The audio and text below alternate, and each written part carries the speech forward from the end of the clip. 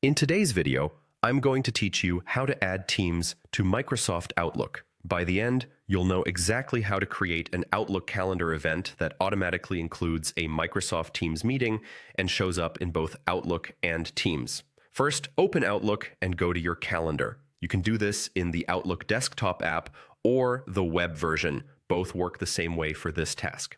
Start a new event. You can call it anything you like. I'll use sample event as a simple example. Pick the date and time, and if you want, add attendees and a short description so everyone knows the purpose of the meeting. Now, the key step, make sure the Teams meeting option is turned on. In many versions, you'll see a switch or a button labeled Teams Meeting.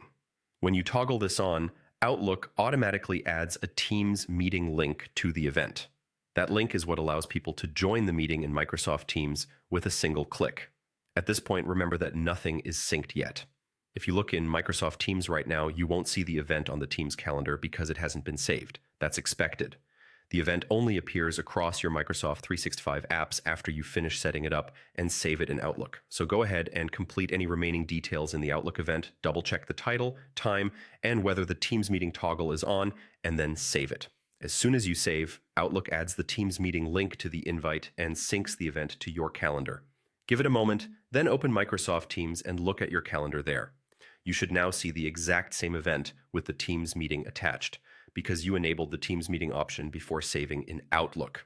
If it doesn't appear immediately, that's usually just a brief sync delay. It will show up shortly. A few quick tips to keep things smooth. Make sure you're signed into the same Microsoft account in both Outlook and Teams so they share the same calendar.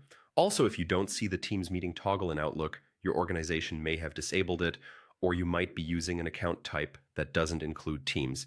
In that case, contact your admin for help. And that's it. You've added Teams to your Outlook event, and the meeting is now visible in both Outlook and Microsoft Teams. If you found this helpful, please like the video, subscribe, and turn on notifications for more tutorials.